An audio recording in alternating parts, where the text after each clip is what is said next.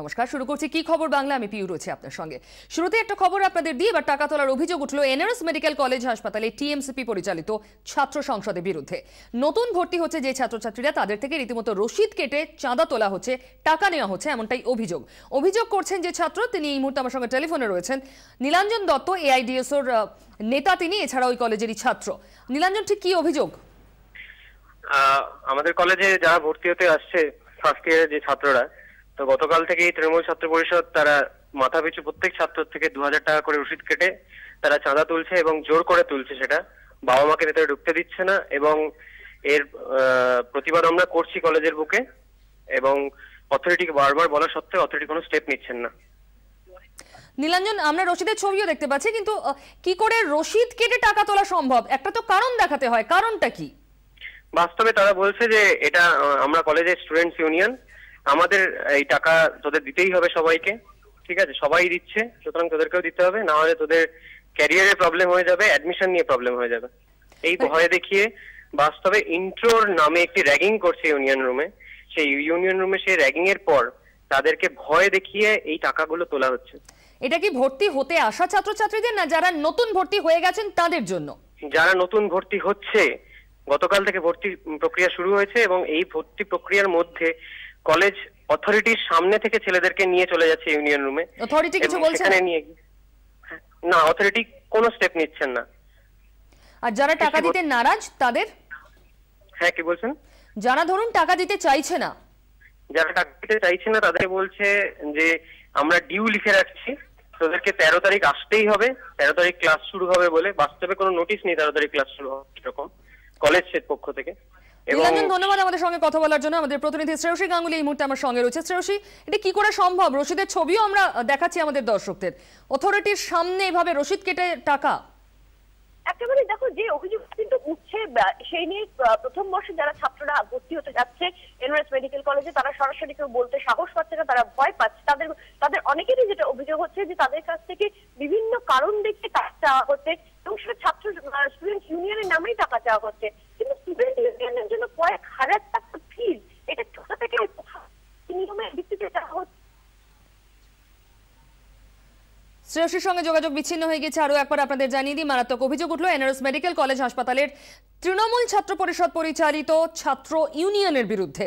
তারা রসিদ কেটে টাকা তুলছে ছাত্রছাত্রীদের থেকে, এবং যারা নতুন ভর্তি হতে আসছে ওই কলেজে তাদের কাছেই টাকা দাবি করা হচ্ছে। রসিদের ছবিও আপনারা দেখতে পাচ্ছেন। 24 ঘন্টায় 2000 টাকা মাথাপিছু ধার্য করা হয়েছে, এবং এই পুরো প্রক্রিয়াটা চলছে কর্তৃপক্ষের চোখের সামনে, অথচ কোনো পদক্ষেপ করছে না কর্তৃপক্ষ, এমনটাই অভিযোগ এআইডিএসও নেতা নীলাঞ্জন দত্তের সঙ্গে আমরা কিছুক্ষণ আগেই কথা বলেছিলাম।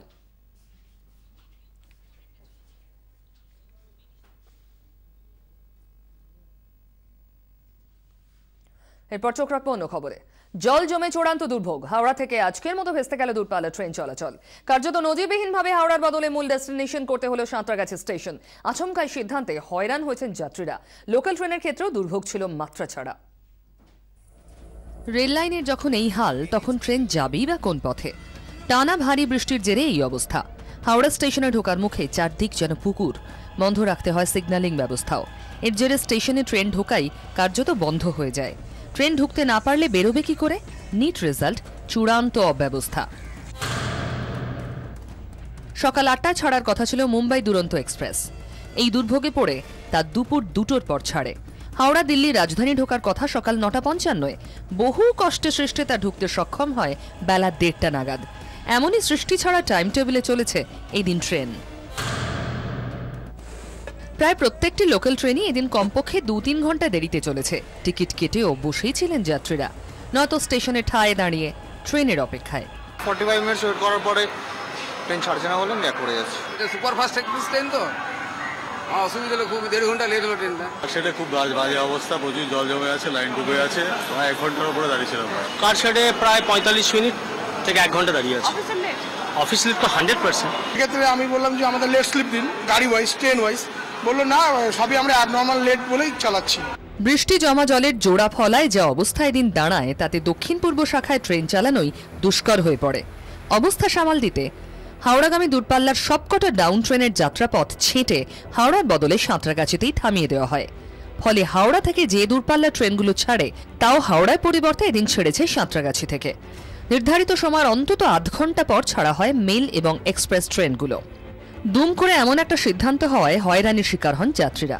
অনেকেই আগাম জানতে পারেননি, জল পেরিয়েই অতি কষ্টে পৌঁছন হাওড়ায়।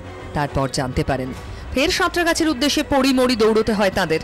এই অব্যবস্থার মাসুল দিয়ে বাতিল পর্যন্ত করতে হয় বেশ কয়েকটি ট্রেন, যার মধ্যে রয়েছে হাওড়া দীঘা কান্ডারি express, Purulia Jhargram express, Howrah Digha superfast AC express. 3 ঘন্টা হাওড়া স্টেশনে দাঁড়িয়ে আছি। 2 বছর ধরে এই লাইনে ডেলি প্যাসেঞ্জারি করছি, এত ওয়ার্স্ট লাইন রেল লাইন আমি দেখিনি। আমি ডেলি প্যাসেঞ্জার করি, আমি স্কুলে চাকরি করি, প্রতিদিন আমার প্রায় লেট হচ্ছে।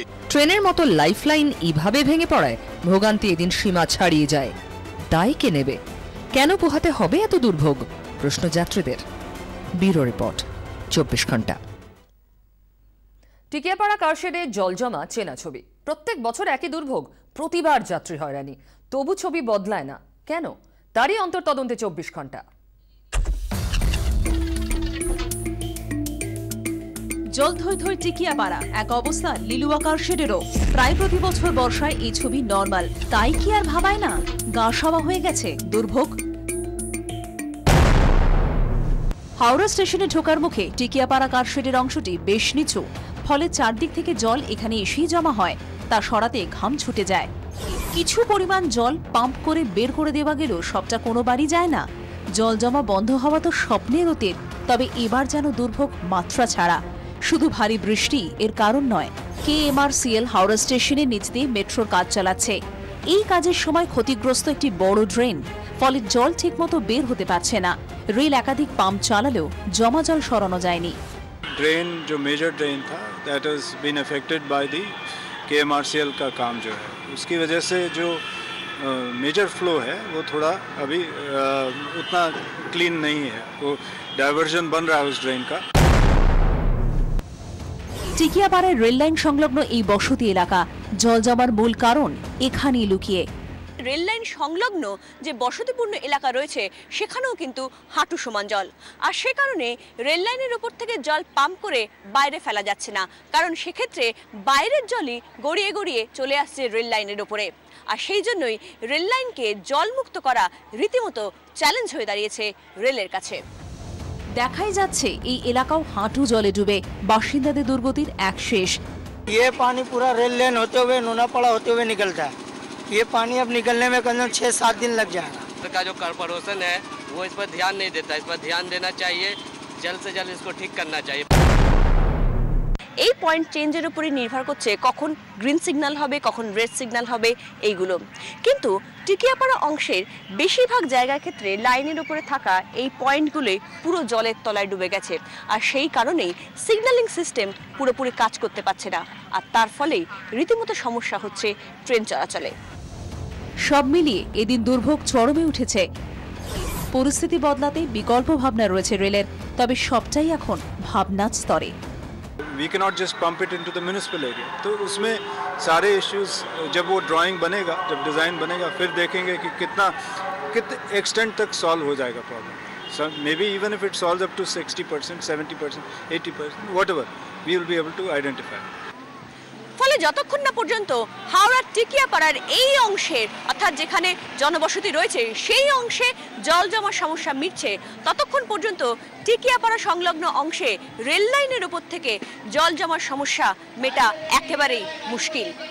24 ঘন্টার জন্য ক্যামেরায় কুণালের সঙ্গে দেবব্রত এবং শ্রেয়সী, হাওড়া।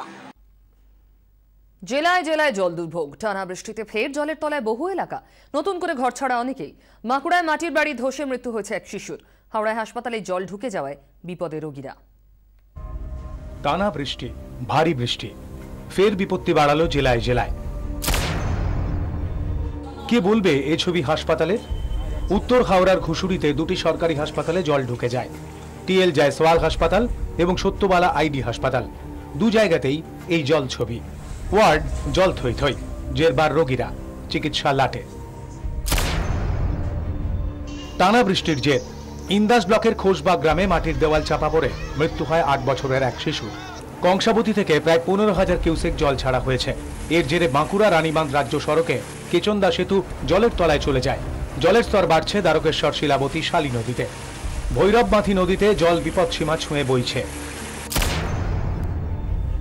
আসানসোলে গারুই ও নুনিয়া দুটি নদী শিল্পাঞ্চলের মধ্যে দিয়ে গিয়েছে। দুই নদীর জলই এখন বিপদসীমার উপর দিয়ে বইছে। এলাকায় বহু বাড়িতে জল ঢুকে গিয়েছে। জামুরিয়ায় পুরনো দোতলা পাকা বাড়ি ধসে যায়, বহু মাটির বাড়ি ভেঙেছে। মাথার ওপর ছাদ হারিয়ে অনিশ্চিত ভবিষ্যতের মুখে অনেকেই। বিপদসীমার উপর দিয়ে বইছে অজয় দামোদর। জল যন্ত্রণায় আরামবাগ শহরও। দিন রাত শুধু অঝরে বৃষ্টি। শহরের 19টি ওয়ার্ডের বেশিরভাগই জলমগ্ন। বাড়ি থেকে বের হলেই হাঁটু সমান জল। নাজেহাল বাসিন্দারা। এলাকাবাসীর অভিযোগ, এত বিপত্তির পরেও নির্বিকার পুর কর্তৃপক্ষ। দফায় দফায় ভারী বৃষ্টিতে জলমগ্ন বারাকপুর শিল্পাঞ্চলের বহু এলাকাও। বিশেষ করে বারাকপুর লকগেট, পাতুলিয়া, পানিহাটিতে বিভিন্ন এলাকা জলের তলায়।